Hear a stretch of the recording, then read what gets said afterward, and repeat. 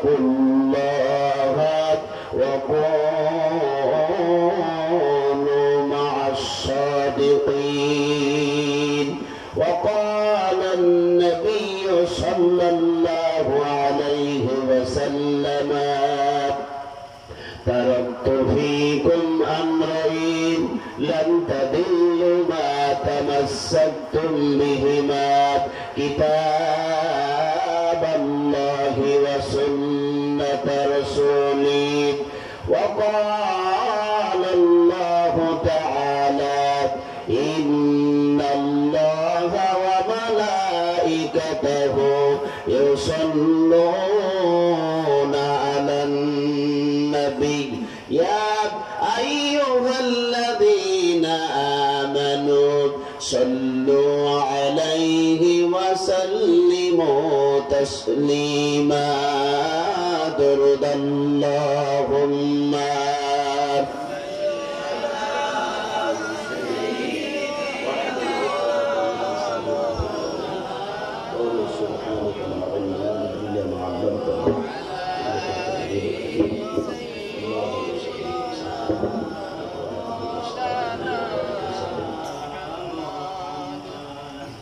একটু মহব্বতে সকলে কলেমা শরীফ জিকির করেন। কালিমা লা ইলাহা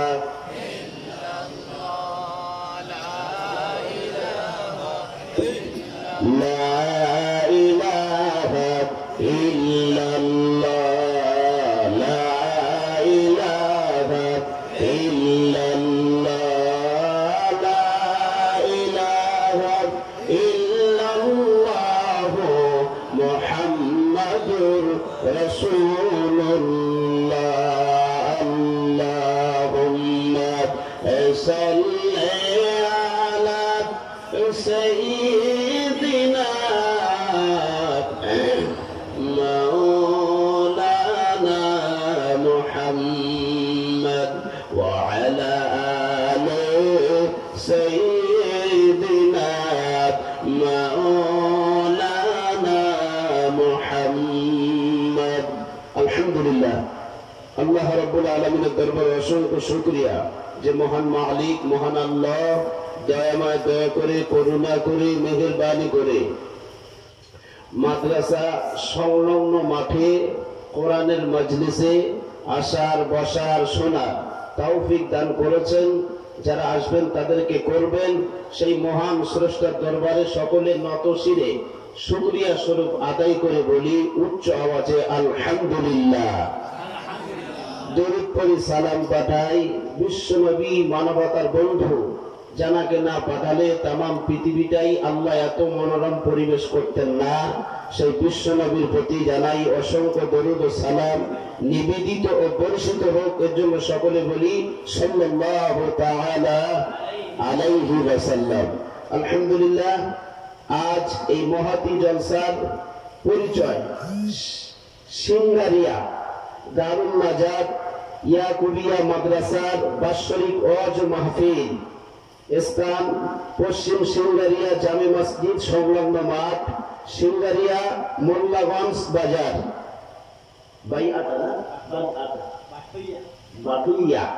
বাটুইয়া করিমগঞ্জ।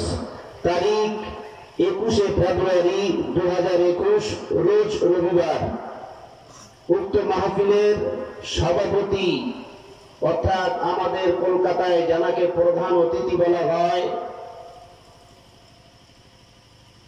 গোটা আসাম যার নাম কোনায় কোনায় ছড়িয়ে আছেন, তিনি হলেন শাহ সুফি হযরত মাওলানা সৈয়দ মুস্তাক আহমদ মাদানী সাহেব।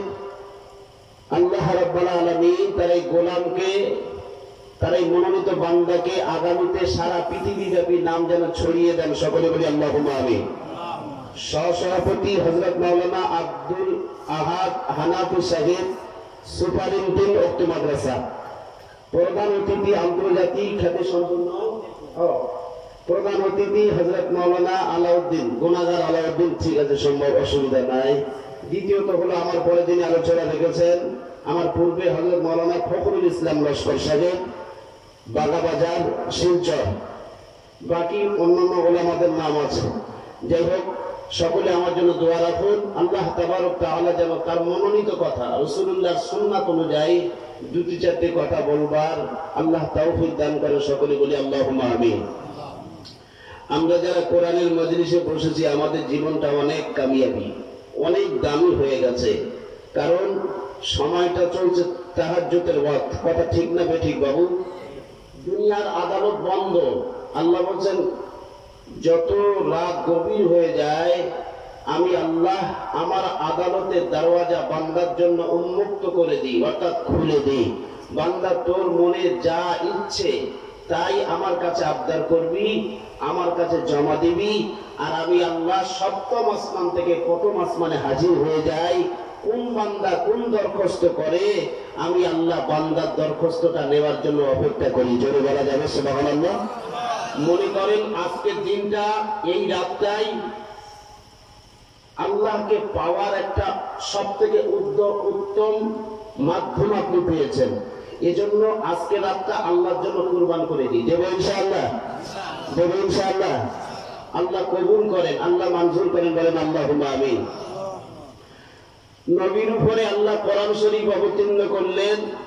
রসুলকে শুধু রসুল করে দুনিয়ায় পাঠান নাই, নবীকে বললেন নবী আপনার উপরে কিতাব নাযিল করেছি আমি আল্লাহ। আমার টার্গেট হলো আমার বান্দাদের কাছে কোরআনের দাওয়াত নিয়ে যাওয়ার। কথা ঠিক না? আমার বান্দাদের কাছে ইসলামের কথা নিয়ে যাওয়ার জন্য আপনাকে নবী করে পাঠিয়েছি। যারা অন্ধকারের ভিতরে আছে তাদেরকে টেনে টেনে আলোর দিকে নিয়ে আসেন। আল্লাহ রাব্বুল আলামিন কোরআন শরীফে বললেন কিতাবুন আনজালনাহু ইলাইকা লিতুখরিজান নাসা মিনাল যুলুমাতি ইলান নূর। কোরআন শরীফের পারা নাম্বার হলো 13, সূরার নাম সূরা ইব্রাহিম, আয়াত নম্বর 1। আল্লাহ রাব্বুল আলামিন বিশ্ব নবীকে বললেন নবী আপনার উপরে একটি কিতাব নাযিল করলাম, তার নাম হলো দেহলি কোরআন। এই কোরআন এমন একটা কিতাব, পৃথিবীর শ্রেষ্ঠ কিতাব, যে কিতাবে কোনো ভুল নাই, নির্ভেজাল কিতাব। এ ভাই, এই কোথায় যাচ্ছ? এই দোস্ত, ও বাচ্চা দিয়ে আসতে যাচ্ছে? ও ঘরে দিয়ে আসতেছে। আচ্ছা বেশ, আলহামদুলিল্লাহ। আল্লাহ রাব্বুল আলামিন নবীকে বললেন নবী আপনার দায়িত্ব হলো কোরআনের দাওয়াত নিয়ে আমার বান্দাদের কাছে, আমার বান্দীদের কাছে কোরআনের দাওয়াত নিয়ে যাওয়ার। আপনি কোরআনের দাওয়াত নিয়ে যাবেন, আর ওই বান্দা যদি নত শিরে আমার কাছে মাফি চায়, ক্ষমা চায়, আমি আল্লাহ রাব্বুল আলামিন ওর গুনাহ মাফ করে দিয়ে আমার রহমতের কোলে উঠায় নিয়ে জোরে বলা যাবে সুবহানাল্লাহ। আমার মুসলমান ভাইরা, রাসূলুল্লাহ টার্গেট হলো আল্লাহর বান্দাগুলো যেন জাহান্নাম থেকে বেঁচে যায়, আল্লাহর বান্দাগুলো যেন জান্নাতি হয়ে যায়। তাহলে নবীর টার্গেট ভালো, আল্লাহরও টার্গেট ভালো। কথা ঠিক না বেঠিক ভাই? আমার আপনার মাদ্রাসার প্রধানত শিক্ষকের টার্গেট কি বলেন তো? মাদ্রাসার জলসা দিলে যদি কিছু টাকা পয়সা উপার্জন হয়, আগামীতে কোরআন শিক্ষা বাচ্চাদের দিতে সুবিধা হবে, হবে না? হবে না ভাই? এই উদ্দেশ্য করে জলসা। তো আল্লাহ টার্গেট হলো আমার বান্দা যেন সবাই জান্নাতে চলে যায়, কারণ আমার বান্দাদের জন্য জান্নাতটা বানিয়েছে আল্লাহ রাব্বুল আলামিন। বান্দাদের এত সুন্দর করে দুনিয়ায় পাঠিয়েছেন, বান্দা তোর খালি বাহানা দেখবো, বাহানা। আর রাসূলুল্লাহকে বলুন হাবিব আপনার দায়িত্ব হলো, আপনার দায়িত্ব হলো আপনি প্রতি মানুষের কাছে কোরআনের দাওয়াত নিয়ে যাবেন। যারা অন্ধকারের ভিতরে ঢুকে গেছে মিনাজ যুলুমাতি ইলান নূর, তাদেরকে টেনে টেনে আলোর দিকে নিয়ে আসবেন। কোন বান্দা যদি এমন করে অন্ধকার থেকে আলোর দিকে আসে, আমি আল্লাহ রাব্বুল আলামিন তাকে হেদায়েতের রাস্তায় আমি আল্লাহ ঠেলে দিই। জোরে বলুন সুবহানাল্লাহ। নবীর উপরে কোরআন অবতীর্ণ হলো, আবু জাহালের গায়ে জ্বালা শুরু হলো। কথা ঠিক না বেঠিক ভাই? শ্রোতা তিন ধরনের আছে। নবীর জামানায় তিন ধরনের মানুষ ছিল। এক ধরনের মানুষের গাটা জ্বলে উঠলো, মুহাম্মাদের উপরে কোরআন নাযিল হয়েছে, কোরআন মানি না, ওই কোরআন বিশ্বাস করি না, কোরআনটা ব্যান করে দিতে হবে। আবু জাহাল বলল ও মুহাম্মদ তোমার কোরআন মানি না, তুমি নিজে বানিয়েছো, নিজে তৈরি করেছো, নিজে রচিত করেছো, অতএব তোমার কোরআন তুমি বন্ধ করে দাও। আল্লাহ রাব্বুল আলামিন নবীকে বললেন, নবী তুমি ওই আবু জাহালকে শোনায় দাও, জানায় দাও, আবু জাহাল যদি তোমার এই কোরআন শরীফটা বিশ্বাস না করে, আমার এই কিতাব না বিশ্বাস না করে, আবু জাহাল কত বড় বাপের বেটা, ওকে বলো ছোট্ট থেকে ছোট্ট একটা সূরা বানিয়ে আনতে বলো। যদি ছোট্ট থেকে ছোট্ট সূরা বানিয়ে আনতে পারে, নবী তুমি কথা দাও আমি আমার আল্লাহর কিতাব আর পড়ব না। এর প্রমাণ কোথায়? চলেন আল্লাহর কোরআনকে জিজ্ঞাসা করা যাক।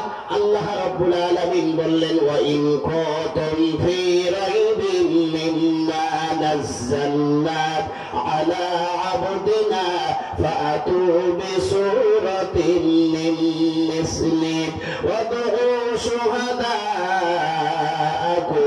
মিন দুনিল্লাহি ইন কুনতুম সাদিকিন। কোরআন শরীফের পারা নম্বর হলো আয়াত, সূরার নাম সূরা বাকারা, আয়াত নম্বর 23। আল্লাহ রাব্বুল আলামিন নবীকে মাধ্যমে আবু জাহালের সঙ্গে পাঙ্গা লাগিয়েছেন। কথা ঠিক না বেঠিক ভাই? কোন যদি বাপের বেটা হয়, সত্য কথা হয়, হাজার মুখ্যমন্ত্রীর সামনে কথা বলবে, ভয় পাবে না। কথা ঠিক? এই উঠা উঠি করলে পরে উঠ, ভালো না লাগলে পরে উঠ, এখন বস, একটু আস্তে আস্তে ঠিক হয়ে যায়। নাইকলা ভাই একটু বেসটা কমিয়ে যান তো, আছে নাইকলা ভাই আছে, একটু বেসটা জিরো করবেন, বেস জিরো করবেন, বুঝেননি? লেখা আছে দেখেন তো, বেসটা পুরো জিরো করে, খালি বেসটাই।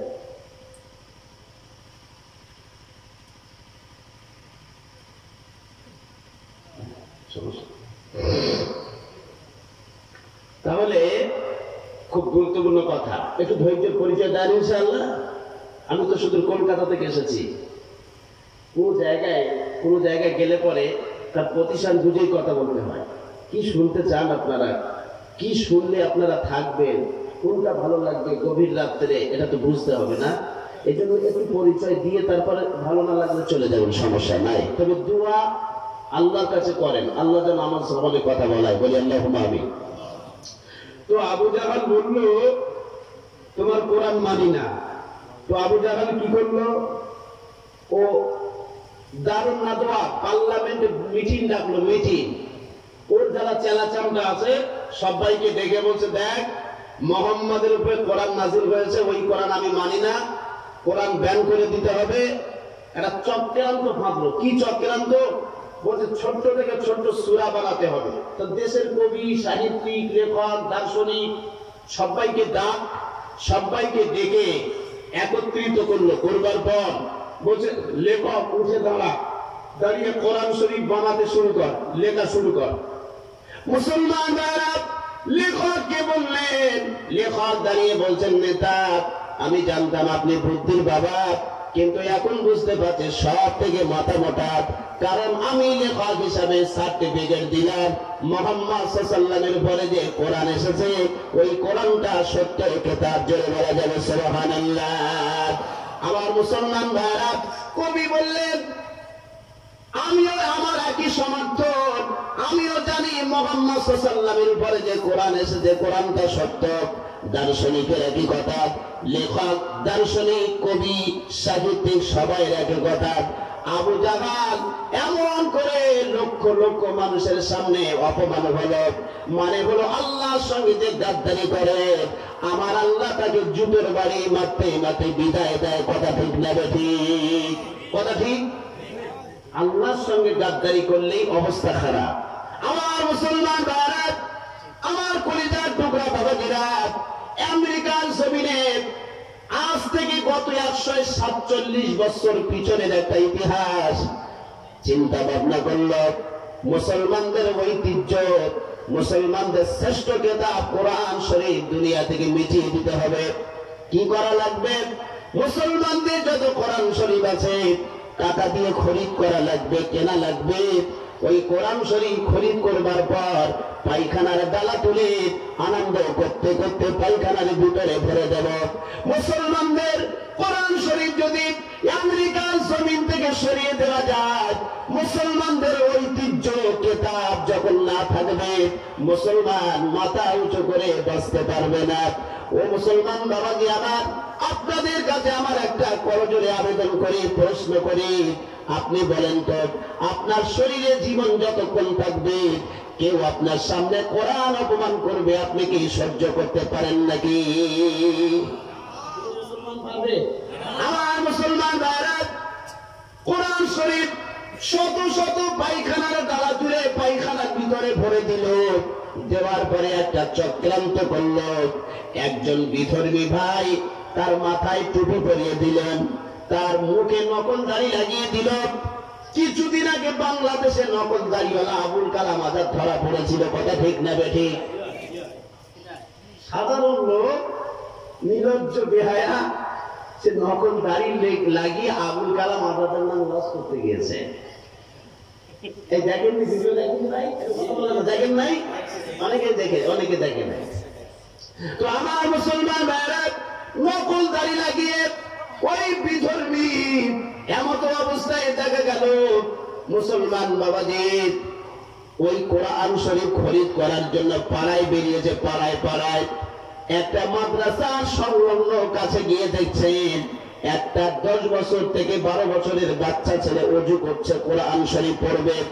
ওই বাচ্চা ছেলের কাছে গিয়ে বলছেন, খোদা তুমি একটা কাজ করবে, তুমি যে কোরআন শরীফটা তেলাওয়াত করো, কোরআন শরীফটা পড়ো, ওই কোরআন শরীফটা তোমাকে 5000 টাকা দেব। যদি তোমার কোরআন শরীফটা দিতে পারো, আমি তোমার কোরআন শরীফটা খরিদ করে নেব।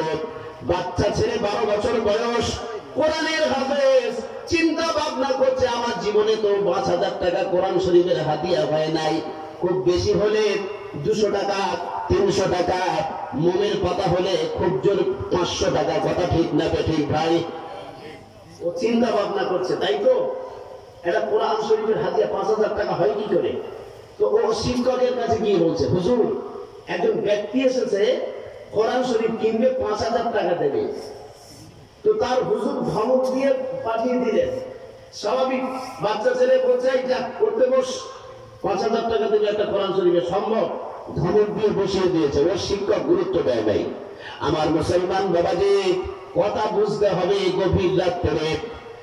ওই ছদ্মবেশী দালাল যখন দেখছেন বাচ্চার কাছে বলেছি, বাচ্চার কোনো খবর নাই, ও আস্তে আস্তে মাথা মেরেছে। তাই তো আমি যদি শিক্ষকের কাছে গিয়ে বলি, হুজুর আমি অনেক দূর থেকে এসেছি, মুসাফির, আমাকে একটু থাকার জায়গা করে দেন, তাহলে পরে আমার থাকাটা সুবিধা হবে। আপনি বলেন তো, কোন মাওলানা, কোন হাফেজ, কোন মুফতি, কোন ইমাম সাহেব, হাজার গরিব হলেও কোন ব্যক্তির কাছে যদি মুসাফির আসে, মুসাফির দাড়িওয়ালা চাচা এসে যদি বলে, হুজুর আমি সেই সুদূর কলকাতা থেকে এসেছি, আপনার কাছে একটু থাকতে চাই, আসামে এসেছি একটু থাকবো, দয়া করে আমাকে একটু থাকার আশ্রয় দেবেন। ও মুসলমান, সেই ব্যক্তি, ওই হাফেজ, ওই আলেম, ওই মুফতি, যদিও তার রাত্রে খাড়া না হয়, ও তাড়াতাড়ি করে মেহমানের জন্য কিছু না কিছু খাবার ব্যবস্থা করিয়ে ওকে আরামের জন্য ব্যবস্থা করে দেবে। কথা ঠিক বললাম না ভুল বললাম ভাই? কারণ হলো 14টা বছর মাদ্রাসায় পড়েছে, বুখারী শরীফ পড়েছে, তিরমিজি পড়েছে, নাসাই পড়েছে, ইবনে মাজাহ পড়েছে। ও জেনেছে আমার রাসূলুল্লাহর বাড়িতে সেই চোর মেহমান এসেছিল, কথা ঠিক না? আমার মুসলমান বাবাজি, আমার কলিজার টুকরা ভাইয়েরা, ওই আলেম কি করলেন, ওই ছদ্মবেশী দালালকে থাকার জায়গা করে দিলেন। রাত 10টা, 10:30 বেজে গেছে। 10:30 বেজে যাওয়ার পর ওই আলেম ব্যক্তিটা কি করেছে জানেন? আলেম ব্যক্তিটা এমন অবস্থায় 10:30টার পর ছাত্রদের ডেকে বলছেন, বাবা ও আমার ছাত্ররা, আগামীকাল ফজরবাদ কোরআনের প্রতিযোগিতা হবে, কোরআনের ইমতিহান নেওয়া হবে, তোমরা সকলে কোরআন শরীফ নিয়ে বসে যাবে, আর যে বাচ্চার কাছে কোরআন শরীফ কিনতে চেয়েছিল ওই বাচ্চাকে একটা উঁচু টেবিলের উপরে দাঁড় করিয়ে ওকে বলা হবে তুমি মুখস্থ কোরআন শরীফ সূরা ফাতিহা থেকে সূরা বাকারা, সূরা নিসা, সূরা আলে ইমরান, সূরা মাইদা তেলাওয়াত করতে করতে গোটা কোরআন শরীফ মুখস্থ তেলাওয়াত করে দাও। 10:30টার সময় হুজুর এলান করে দিয়েছে, সবাই ঘুমিয়ে গেল, সবাই নিদ্রায় চলে গেল। ও মুসলমান বাবাজি আমার, সোনার মদিনা থেকে বিশ্বনবী সাল্লাল্লাহু আলাইহি ওয়াসাল্লাম সুদূর মদিনা থেকে ওই মাওলানার কাছে এসে বলছেন, মাওলানা আমি বিশ্বনবী সোনার মদিনা থেকে এসেছি, তোমার মাদ্রাসায় যে ব্যক্তি মেহমান হিসাবে এসেছে ও আদৌ মেহমান নয়, ও হলো একজন দালাল। কে স্বপ্ন দেখালেন ভাই? আল্লাহ রাসূল সাল্লাল্লাহু আলাইহি ওয়াসাল্লাম বলছেন ও মেহমান নয়, ও দালাল। আমার মুসলমান ভাইরা, স্বপ্নের মাধ্যমে যখন একবার বললেন, হেড মাওলানার ঘুমটা ভেঙে গেল। দ্বিতীয়বারে রাসূলুল্লাহ স্বপ্ন দেখাচ্ছেন, ও মাওলানা আমি আল্লাহর নবী বলি, যে মেহমানকে তুমি খেতে দিলে, শোয়ার জন্য ব্যবস্থা করে দিলে, ওই মেহমান কিন্তু মেহমান নয়, ও হলো আমার শত্রু, আল্লাহর শত্রু, কোরআনের শত্রু। মাওলানার ঘুমটা ভেঙে গেল, আবার ঘুমিয়ে পড়লেন।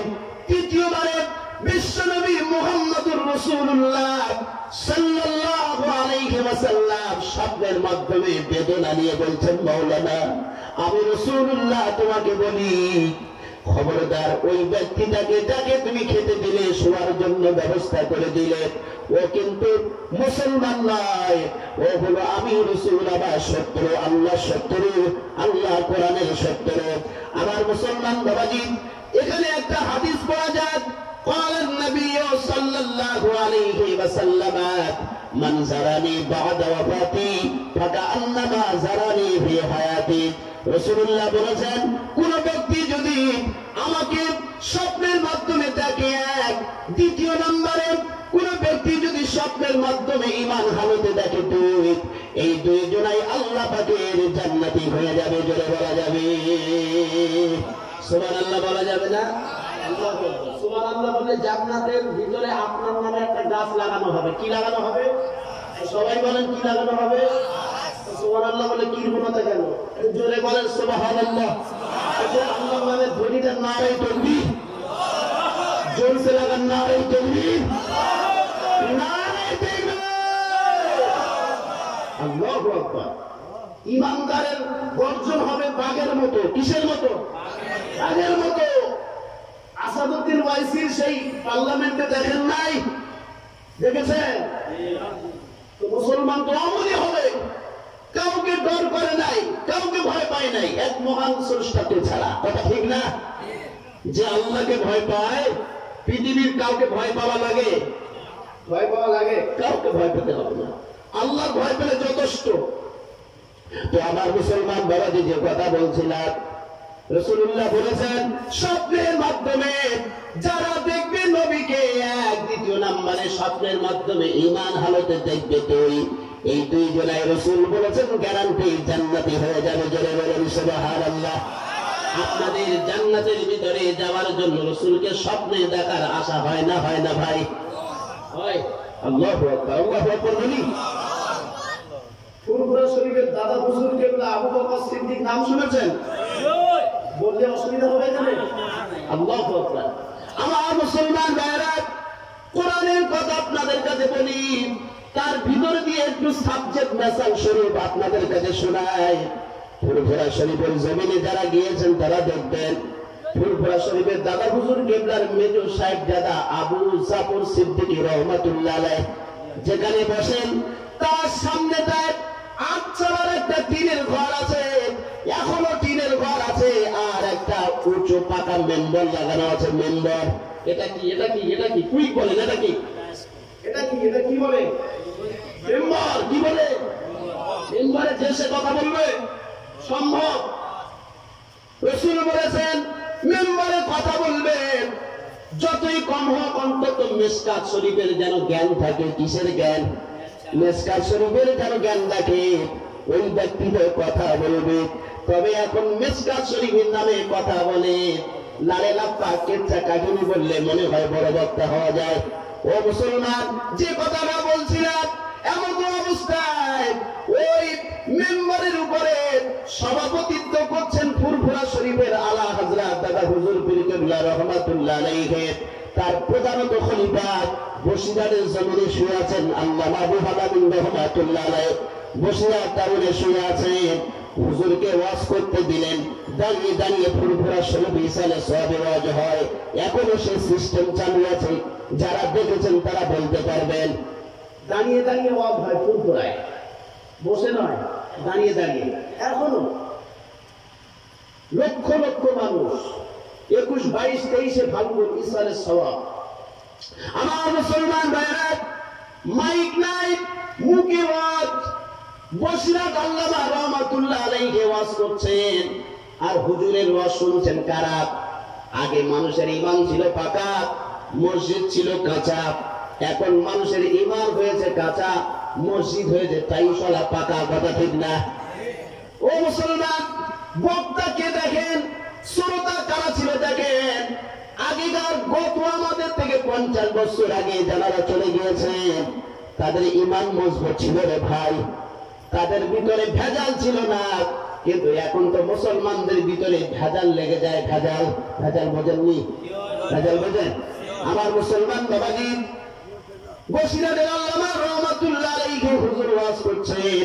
ওয়াজ করতে করতে এমন অবস্থায় ওয়াজটা বন্ধ করে দিলেন। বন্ধ করে দেওয়ার পর চোখ দিয়ে ঝরঝর করে পানি গড়িয়ে যান। বসিরাট আল্লামা রহমাতুল্লাহ আলাইহি হুজুরের চোখের পানিতে দাড়ি মোবারক ভিজে, জুব্বাটা ভিজে যাওয়ার উপক্রম। দাদা হুজুর কেবলা বললেন, ও বড় মাওলানা, কি হয়েছে তোমার? কেন তুমি ওয়াজটা বন্ধ করে দিলে? বড় মাওলানা চুপচাপ কথা বলেন না। এমন অবস্থায় বসিরাট আল্লামা রহমাতুল্লাহ আলাইহি বলতে, হুজুর বিয়া তুমি মাফ করেন, আমি আল্লাহ পাকের কোরআনের কথা বলছি না, বিশ্ব নবীর হাদিস থেকে কথা বলছি না। কিন্তু বলবার ভিতর দিয়ে দেখলাম সুদূর মদিনা থেকে বিশ্ব নবী সাল্লাল্লাহু আলাইহি ওয়াসাল্লামের বিশিষ্ট 4 জন সাহাবী, হযরত আবু বকর, হযরত ওমর ফারুক রাদিয়াল্লাহু তাআলা আনহু, হযরত উসমান গনি রাদিয়াল্লাহু তাআলা আনহু, হযরত আলী কাররামাল্লাহু ওয়াজহাহু, এই বিশিষ্ট 4 জন সাহাবীকে নিয়ে ওই টিনের আবচারার ওই কোণাটায় আমার রাসূলুল্লাহ দাঁড়িয়ে গিয়েছে। আর আমি রুহুল আমিন দাঁড়িয়ে দাঁড়িয়ে ওয়াজ করি, আমার রাসূলুল্লাহ দাঁড়িয়ে থাকে। আমার কাছে খুবই বেয়াদবি বলে মনে হয়, এই জন্য আমি রুহুল আমিন ওয়াজটা বন্ধ করে দিলাম। জোরে বলা যাবে সুবহানাল্লাহ। মুসলমান ভাইরা, যারা হুজুর কিবলা রহমাতুল্লাহ আলাইহি বলতে লাগেন, শোনাতে লাগেন, ও বাবা রুহুল আমিন শুনে রাখো, আজ তোমাকে একটা কথা বলে দিই। হাজার হাজার মুরিদের সামনে সচরাচর মানুষের চোখ কটি? সবাই বলেন আল্লাহু আকবার। কথা বলেন। বাংলাদেশের ওয়াজ তো আছে বাংলাদেশ। বাংলাদেশে আমার বেশি মাহফিল হয়। এবছরের লকডাউন বন্ধ বলেই আসাম ত্রিপুরা খালি করছে, আল্লাহ ঘোরাচ্ছে। তো মানুষের চোখ সচরাচর কটা হয়? কুইক বলেন, দুইটা, তাই না? আমার মুসলমান ভাইরা, কিন্তু মানুষের চোখ সচরাচর বাস্তবে দুইটা, কিন্তু ভিতরে তো একটা। আমার আল্লাহ সিস্টেম করে দিয়েছে যে অন্তরের চক্ষুটা খুলেছে, তার কপাল খুলে গেছে। কথা ঠিক না? এই জায়গায় পীর সাহেব হুজুর এসেছেন, প্রধান অতিথি আসাম, যার নাম কোনায় কোনায় ছড়িয়ে আছে, যার নাম আসামের মানুষের কাছে ছড়িয়ে আছে। বলেন তো দেখি, উনি তো আমাদের মতো মানুষ। কথা ঠিক না?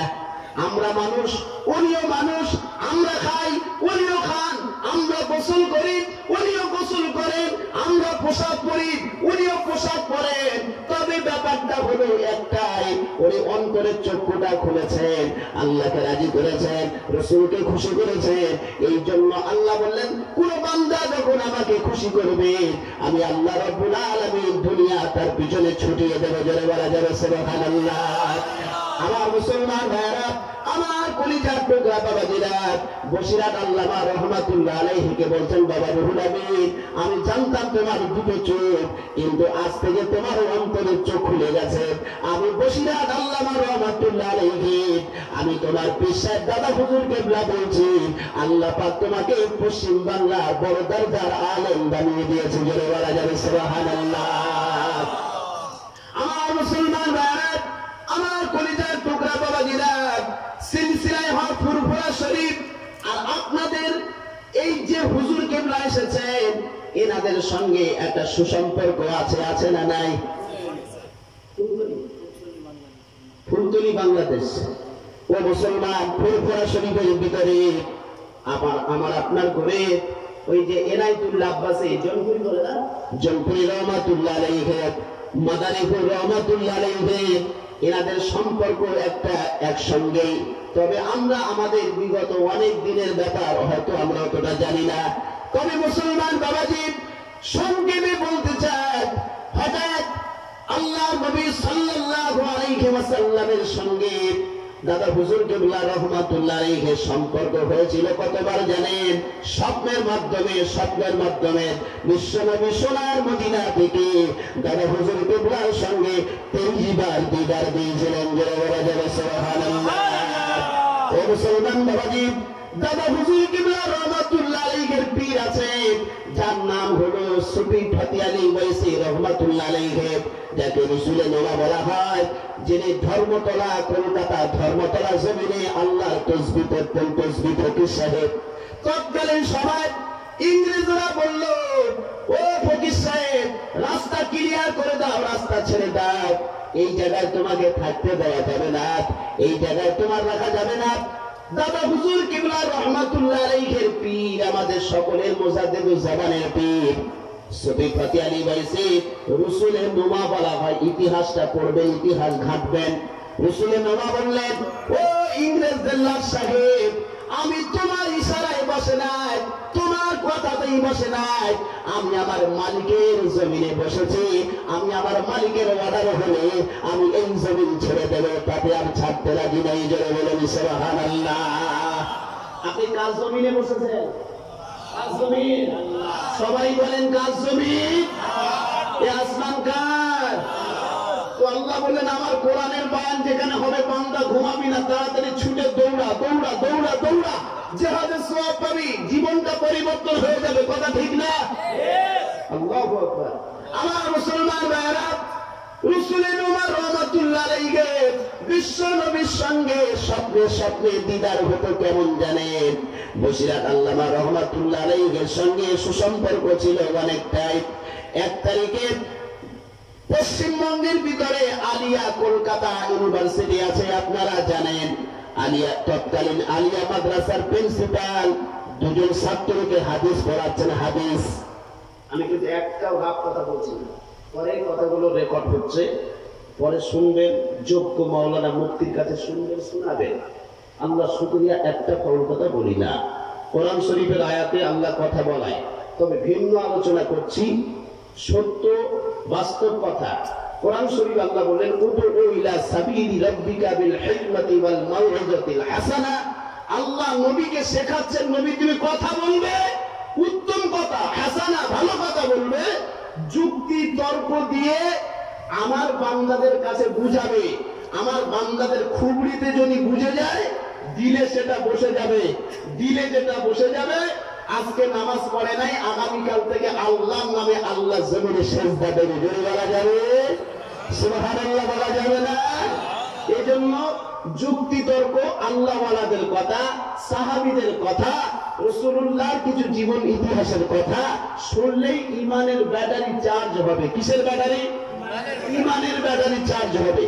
কারোর ইমান 10%, কারোর ইমান 50%, কারোর ইমান 70%। যার 10% ইমান কি জানেন? এখানে কোরআন শরীফের বয়ান শুনবে, একটু দূরে ফ্রি, পয়সা লাগবে না। বোঝেননি? চলে নাকি এলাকায়? চলে, খায়। মুসলমান খায় না, একজন খায় না। আল্লাহ ভালো। আমাদের কলকাতায় তো ফ্যাশন, তো 1.5 ইঞ্চি তো আছে, 1.5 ইঞ্চি তো আছে, 1.5 ইঞ্চি খায়। বোঝেননি? বিড়ি সিগারেট 1.5 ইঞ্চি, বোঝেননি? ওটা খায়। আমার মুসলমান ভাইরা, যার 10% ইমান আছে, এই জায়গায় কোরআনের বয়ান শুনবে, আবার বাড়িতে গিয়ে বিবির সঙ্গে আলোচনা করবে। তাই তো সংসারে অভাব, সংসারে খুব দুঃখ দুর্দশা চলছে। কি করা যায়, একটু বন্ধন নিলে তো সুবিধা হয়। বন্ধন চলেননি, বন্ধন বোঝেননি, বন্ধন চলে। আমার মুসলমান ভাইরা 10% ইমানদারের ইতিহাসটা শোনেন। যার 10% ইমান এই জায়গায় কোরআন শুনবে, আবার বাইরে গিয়ে কি করবে জানেন? ও মুসলমান, চায়ের দোকানে বসে বগাদারি নিয়ে সমালোচনা করবে, আছে না নাই? আমার মুসলমান ভাইরা যার 70% ইমান এখানে কোরআন শুনবে, আর বাইরে যখন বার হবে রাসূলুল্লাহর হাদিসটা ফলো করবে। ক্বালান নবী সাল্লাল্লাহু আলাইহি ওয়াসাল্লাম মান সামাতা নাজাত। চুপ থাকো, কম কথা বলো, ভালো কথা বলো, কথা ঠিক না? আমার মুসলমান বাবাজি, রাসূলুল্লাহর হাদিসটা ফলো করবে, বাজে কথা বলবে না, সমালোচনা করবে না, পরের আমানতের মাল খিয়ানত করবে না, বাচ্চার সঙ্গে খারাপ ব্যবহার করবে না, বিবির সঙ্গে খারাপ ব্যবহার করবে না, বাবা মার সঙ্গে খারাপ ব্যবহার করবে না। কারণ ও পৃথিবীর যেখানেই যাবে ওর মনে একটাই চিন্তা, আমি যদি খারাপ করি আমার আল্লাহ আমাকে দেখছে, কথা ঠিক না? তাহলে এই জায়গায় বসলে যার ইমান কমজোরি, ইমানটা বেড়ে 70% চলে যায়। এই জন্য কোরআনের মজলিসে বসলে বাবু জীবনটা পরিবর্তন হয়ে যায়। যে কথা বলছিলাম, রাসূলের নবাব সুফি বদয়ালি বাইসি রাহমাতুল্লাহ আলাইহি আল্লাহর এত খুশি করেছিলেন, আল্লাহকে এত রাজি করেছিলেন, এমন তো অবস্থায় দেখতে পাওয়া গেল ও মুসলমান, ও জওয়ানেরা, ও যুবকেরা, ও বৃদ্ধ বাবাজি, ও পর্দার আড়ালের মা, ওই কলকাতা আলিয়া মাদ্রাসার শাইখুল হাদিস, ইউনিভার্সিটির শাইখুল হাদিস দুজন ছাত্রকে হাদিস পড়ালেন। হাদিস, ওই হাদিসটা পড়ানোর পর দুজন ছাত্র হাদিসটা বলা করতে করতে হুজুরের পাশ দিয়ে হেঁটে যাচ্ছেন। সুফি ফাতিয়ানি বাইসে হুজুরের পাশ দিয়ে হেঁটে যাচ্ছেন, বলি করছেন, হাদিসটা মুখস্থ করছেন না, বলতে বলতে হেঁটে যাচ্ছেন। হাদিসটা হুজুরের কানে পৌঁছে গেছে। কার কানে? সুফি ফাতিয়ানি বাইসি রাহমাতুল্লাহ আলাইহি হুজুরের কানে পৌঁছে গেছে। আমার মুসলমান বাবাজি, ও জওয়ানেরা, ও যুবকেরা, ছেলেরা, বাচ্চারা, বেটিরা, বাবা, এমন অবস্থায় সুফি ফাতিয়ানি বাইসি রাহমাতুল্লাহ আলাইহি হাদিসটা শুনবার পর দুজন ছাত্রকে ডাকলেন, ও আলিয়া মাদ্রাসার ছাত্ররা শোনো, তোমরা যে হাদিসটা পড়ো ওই হাদিসটা সহিহ নয়, হাদিসটা জয়ীফ হাদিস। আমার মুসলমান বাবাজি, দুজন ছাত্র একজন অপরজনকে বলছে, ভাই কি বলে ফকির সাহেব, হাদিসটা নাকি সহিহ হাদিস নয়। কারণ হাদিস তো পড়িয়েছে আমাদের শেখ, আমাদের আলিয়া মাদ্রাসা ইউনিভার্সিটির যিনি প্রিন্সিপাল তিনি পড়িয়েছেন, আর ফকির সাহেব বলছে হাদিসটা সহিহ হাদিস নয়। একজন বন্ধু বলছে ফকির সাহেবের কথা বাদ দে, একটু দূরে হাঁটে যাওয়ার পরে বলছে না না, কোনো ব্যাপার স্যাপার আছে, চল না হুজুরের কাছে যাই। প্রিন্সিপালের কাছে চলে গেলেন। প্রিন্সিপালের কাছে গিয়ে বলছেন, হুজুর একটা কথা নিয়ে এসেছি, আপনি যে হাদিসটা পড়ালেন ওই হাদিসটা নাকি সহিহ হাদিস নয়। প্রিন্সিপালের মাথা গরম হবে না? হবে না? প্র্যাকটিসের ব্যাপার, সম্মানের ব্যাপার। আমি যে হাদিস পড়ালাম হাদিসটা সহিহ হাদিস নয়।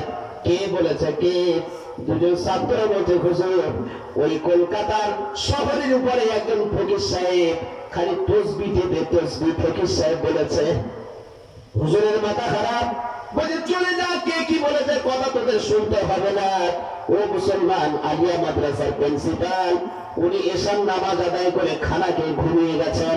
ঘুমিয়ে যাওয়ার পর মুসলমান বাবাজি, বিশ্বনবী মুহাম্মদুর রাসূলুল্লাহ সাল্লাল্লাহু আলাইহি ওয়াসাল্লাম সুদূর মদিনা থেকে আলিয়া মাদ্রাসার প্রিন্সিপালের কাছে হাজির হয়ে গেলেন। তবে রাসূলুল্লাহর একটা হাদিস আছে, যে নবীকে দেখবে সত্যই দেখবে, মিথ্যা দেখবে না। কারণ সারা পৃথিবীর মানুষের নকল সবাই করতে পারে, শয়তান নিতে পারে, আমার রাসূলুল্লাহর নকল কেউ নিতে পারেন নাই। জোরে বলেন সুবহানাল্লাহ। যে নবীকে দেখবে সত্য, কোনো কথা নয় নাকি হুজুর? নবীর নকল কোন শয়তানের বাপের 14